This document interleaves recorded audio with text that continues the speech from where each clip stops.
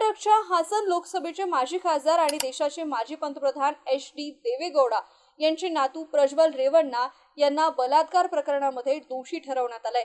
कर्नाटकच्या विशेष न्यायालयानं आज हा निकाल दिला आहे। घरकाम करणाऱ्या 47 वर्षीय महिलेवर रेवण्णा कुटुंबियांच्या फार्म हाऊस मध्ये बलात्कार केल्याप्रकरणी प्रज्वल रेवण्णा यांना दोषी ठरवण्यात आले। 2 ऑगस्ट रोजी न्यायालय आपली शिक्षा सुनावणार आहे। निकाल सुनावताच प्रज्वल रेवण्णा यांना रडू कोसळलं।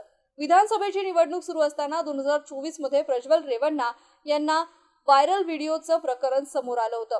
कर्नाटकमध्ये मतदान पार पडताच सदर प्रकरण बाहेर आल्यामुळे काही गदारोळ उडाला।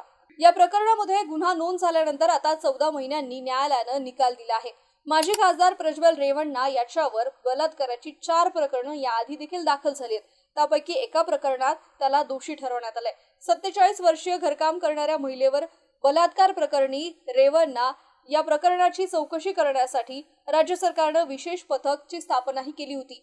या पथकानं 120 साक्षीदारांचे जबाब नोंदवले, तसेच त्यांच्याकडनं पीडितांकडूनही तक्रार घेऊन महत्त्वपूर्ण पुरावेही गोळा केले आणि या आधारावर प्रज्वल रेवण्णा कलम 376(2) नुसार त्यांच्यावर बलात्कार करणे, वारंवार बलात्कार करणे, कलम 506, कलम 354(अ), (ब) आणि (क) नुसार विविध गुन्हे दाखल करण्यात आले।